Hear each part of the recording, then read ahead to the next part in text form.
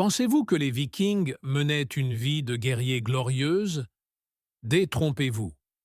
Les rois passaient leur journée à cultiver la terre, à s'occuper des animaux et à tenter de survivre dans un monde bien moins héroïque que ce que les films laissent suggérer. Vous êtes-vous déjà demandé ce que l'on ressentait réellement en respirant l'air de leur maison? Imaginez des maisons longues enfumées sans cheminée, où l'air était assez épais pour vous déchirer les poumons, et où les maladies étaient une réalité quotidienne. Leur régime alimentaire était si fade que les flocons d'avoine instantanés modernes sembleraient être un luxe, et la mort par inanition guettait toujours à chaque coin de rue. Et si vous imaginez votre héros viking préféré avec un casque à cornes, vous devriez peut-être vous asseoir, car ce look emblématique est une pure fiction d'opéra. La réalité de la vie viking, de ce qu'il portait à la manière dont il survivait, est bien moins glamour que ce que l'on vous a raconté.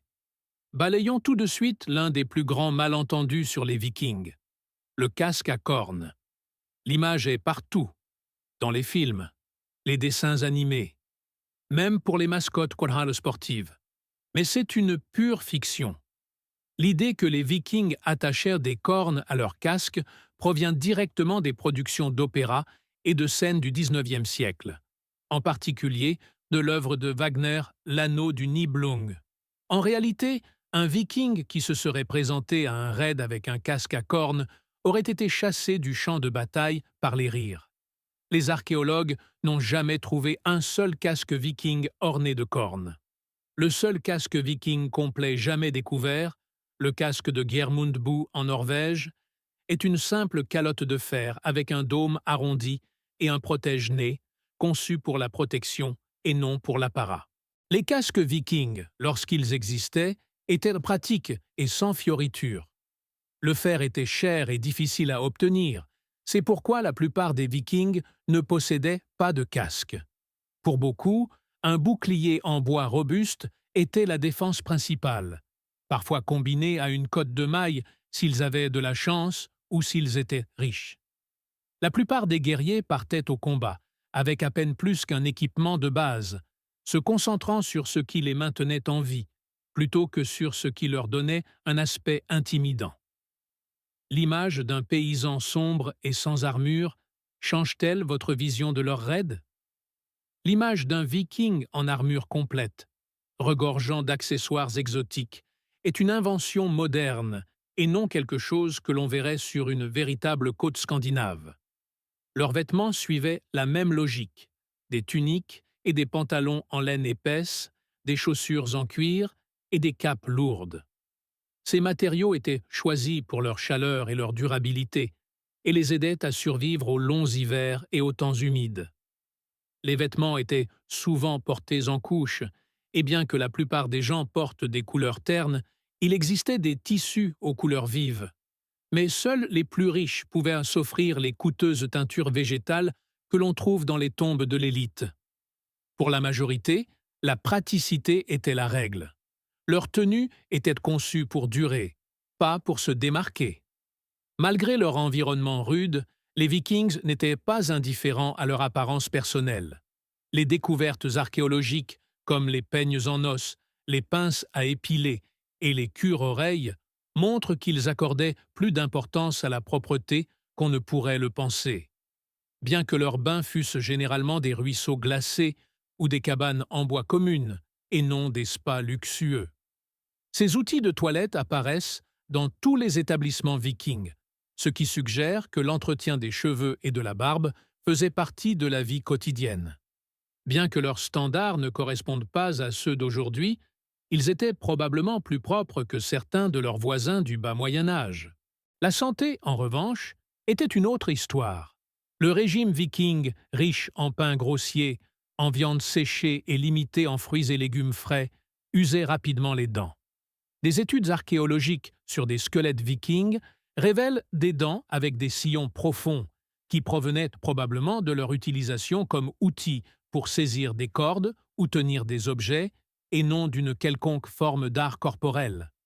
Les caries, les abcès et la perte de dents étaient monnaie courante, et il n'y avait aucun soin dentaire réel dont on puisse parler.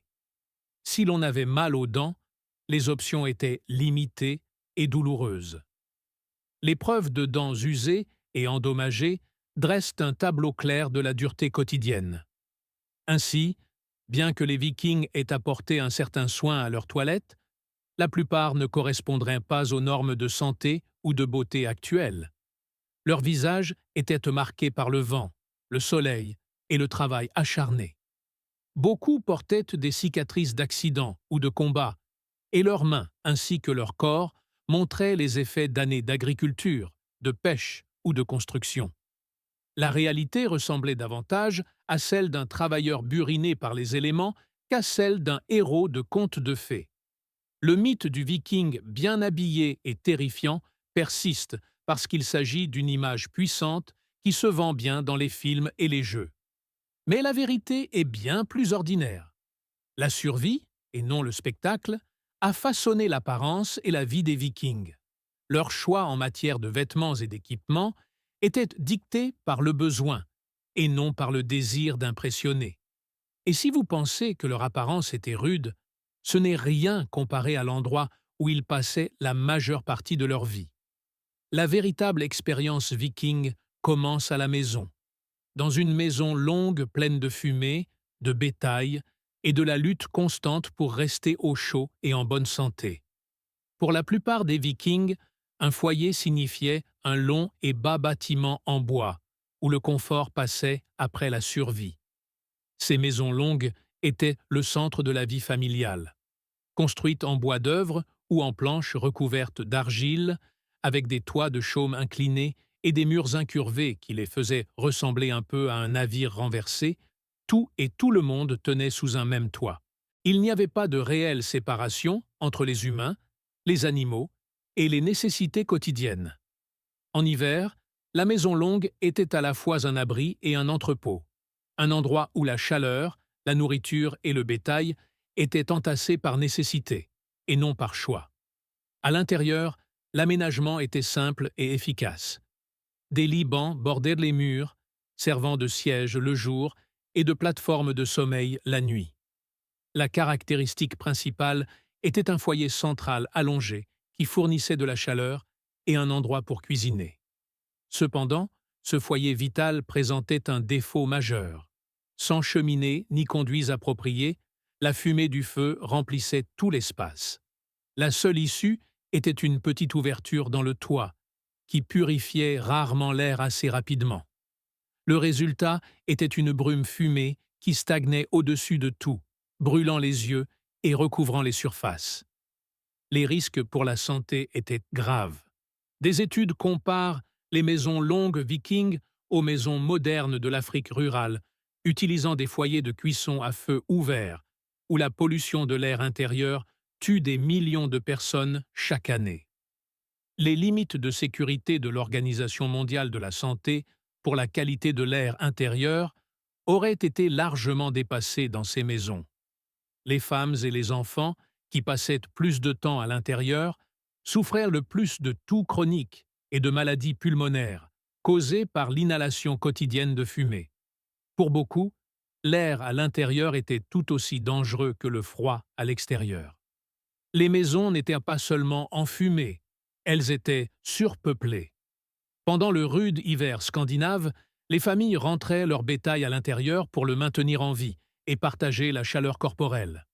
Vaches, moutons et chèvres occupèrent des étables à une extrémité de la maison, séparées seulement par une cloison basse. Cette disposition protégeait les animaux du gel, mais contribuait à la saleté et à la puanteur. La promiscuité facilitait la propagation des maladies. Les puces et les poux prospéraient dans ces conditions. Les archéologues trouvent des restes de poux et des déjections de puces dans les couches des maisons longues, confirmant que ces abris étaient de véritables nids à vermine, pour les humains comme pour les animaux. Les maladies de peau et les démangeaisons constantes étaient monnaie courante, surtout chez les enfants qui passaient leurs journées à jouer sur des sols sales ou couverts de paille. Nettoyer les maisons longues était une lutte de tous les instants. Les sols étaient en terre battue ou couverts de paille, et l'humidité était un problème permanent. Les Vikings ont appris à carboniser le bois là où la pluie le faisait le plus pourrir, mais les réparations étaient sans fin, et l'on vivait tout l'hiver dans une maison humide et pleine de courants d'air. Les poteaux et les poutres devaient souvent être réparés, et un support pourri pouvait compromettre toute la structure. Chaque année apportait de nouvelles réparations, mais les problèmes fondamentaux de fumée et de mauvaise ventilation ne disparaissaient jamais. L'intimité n'existait quasiment pas. L'espace était limité, et chaque activité, cuisiner, dormir, repriser des vêtements, soigner les animaux, se déroulait dans la même pièce. Les disputes et le bruit faisaient partie de la vie quotidienne. Même les petites familles se sentaient à l'étroit, surtout lorsque des parents éloignés partagèrent l'espace. La maison longue favorisait des liens étroits, mais signifiait aussi que l'espace personnel était un luxe que peu pouvaient s'offrir. Malgré ces privations, la maison longue était la meilleure option disponible. Sa conception maintenait les familles unies et offrait une protection contre les éléments et les pillards. Pourtant, la réalité était bien loin de l'image romantique d'un foyer chaleureux et accueillant. L'air était épais de fumée, les sols étaient sales, et la présence constante d'animaux et de parasites rendait la vie inconfortable. La maladie et l'épuisement étaient des défis quotidiens, et la survie dépendait du fait que chacun apporte sa contribution pour entretenir la maison et maintenir les feux allumés. Pour la plupart des Vikings, c'était cela la vie quotidienne. Un foyer enfumé, surpeuplé et bruyant, où la santé et le confort étaient constamment menacés. Lorsque vous imaginez un foyer viking, oubliez les scènes douillettes au coin du feu et pensez plutôt à la lutte pour rester au chaud, respirer et rester en bonne santé. Et pour ce qui est de ce qu'ils mangeaient, dans ces conditions, la réalité est tout aussi éloignée des légendes que leur foyer. Les repas quotidiens des Vikings se concentraient sur la nécessité, non sur les festivités. Bien que les sagas décrivent des rassemblements fastueux avec de la viande rôtie et de l'hydromel à profusion, ces fêtes étaient rares pour la plupart des gens. Le régime viking typique était marqué par la lutte pour conserver la nourriture pendant les longs hivers rigoureux et pour étirer chaque ressource autant que possible. La bouillie constituait la base de leur repas. C'était un mélange fade de céréales comme l'orge ou l'avoine, mijoté dans de l'eau, parfois avec un peu de lait si disponible. Le goût était simple et monotone, mais il fournissait assez de calories pour tenir la journée. La bouillie était présente à chaque repas, remplissant les estomacs, tout en offrant peu d'excitation ou de variété. Le poisson était un autre aliment de base, surtout en hiver.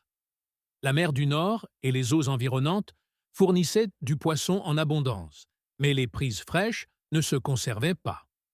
La conservation était essentielle, c'est pourquoi les Vikings comptaient sur le séchage et le salage. Des fouilles sur des sites ont mis au jour des tas d'arêtes de poissons découpées pour des séchoirs, preuve que le poisson salé dominait le régime alimentaire hivernal. Le poisson séché était coriace, salé et monotone, mais il était fiable lorsque les autres denrées venaient à manquer. Les découvertes archéologiques provenant d'établissements dans toute la Scandinavie montrent que les arêtes de poisson étaient une composante constante des déchets ménagers, soulignant à quel point le poisson conservé était vital pour la survie. Les aliments fermentés jouaient également un grand rôle. Ils faisaient fermenter le chou, la viande et le lait, un arrière-goût désagréable qui masquait la décomposition, mais ne pouvait cacher la faim constante. Les produits laitiers comme le beurre et le bas-beurre étaient courants, mais sans réfrigération, ils tournaient vite au vinaigre. Boire du lait fermenté ou manger du fromage aigre était une partie normale du régime viking, et il fallait un estomac solide pour s'habituer aux arômes et aux odeurs. La fermentation était moins une question de goût que d'étirement des réserves alimentaires jusqu'au printemps. Le pain apportait de la consistance, mais peu de réconfort. Les Vikings cuisaient des miches denses et sablonneuses d'orge ou de seigle à l'aide de meules primitives appelées moulins à bras. Les archéologues ont trouvé des fragments de pierre dans les restes de pain, montrant que l'usure de ces meules était souvent incorporée directement à la cuisson. Manger ce pain usait les dents et contribuait aux problèmes dentaires observés sur les squelettes vikings. Caries, abcès et molaires fortement usés. Le pain remplissait sa fonction, mais au détriment de la santé. La viande d'animaux d'élevage comme les moutons, les bovins et les porcs était présente, et pour la plupart des familles en petite quantité seulement. Les animaux étaient précieux pour leur lait, leur laine et leur force de travail. C'est pourquoi l'abattage ne se faisait qu'avec parcimonie. La chasse et la cueillette pouvaient compléter l'alimentation. Mais le climat imprévisible et les techniques agricoles limitées signifiaient que les ressources sauvages n'étaient jamais garanties. La plupart des repas étaient basés sur ce qui pouvait être cultivé, pêché ou conservé, et la variété était rare. Les festins avec de la viande rôtie, des desserts sucrés et de l'hydromel existaient, mais ils étaient réservés aux chefs et à leurs invités pour les occasions spéciales. Pour le Viking moyen, une telle abondance était inaccessible. L'hospitalité envers les voyageurs était une attente culturelle, mais même alors, les offrandes étaient modestes, se limitant souvent à davantage de bouillie et de poissons séchés. La pénurie alimentaire était une menace constante. L'agriculture viking dépendait d'outils rudimentaires et était extrêmement vulnérable à la météo. Une seule mauvaise récolte ou un gel précoce pouvait pousser une communauté au bord de la famine. Les analyses de squelettes montrent des signes de retard de croissance et de carence vitaminique dans les sépultures rurales, preuve que les mauvaises récoltes plongeaient souvent les communautés dans la famine. La malnutrition était répandue, et le tribut physique est clairement visible dans les archives archéologiques. La pression pour assurer assez de nourriture dictait beaucoup de décisions prises par les Vikings. Du commerce et de l'agriculture aux raids sur des côtes lointaines. Pour la plupart des Vikings, manger était une question d'endurance, pas de plaisir. Les repas étaient monotones, les portions petites, et le risque de rester affamé était omniprésent. L'alimentation était un rappel quotidien de la dureté de la vie. Si vous imaginez les Vikings comme des guerriers bien nourris, la réalité ressemble bien plus à des gens qui s'en sortent péniblement et qui ont toujours conscience de la proximité de la faim. Les privations de la vie viking ne s'arrêtaient pas à la table. Ce même monde qui faisait de chaque repas un défi exigeait de la résilience dans tous les autres domaines de la vie, de la gestion des maladies à la survie face à la violence et à la perte. Alors que la vie des Vikings est souvent évoquée pour les raids et les découvertes, c'est l'endurance quotidienne qui définissait réellement leur monde.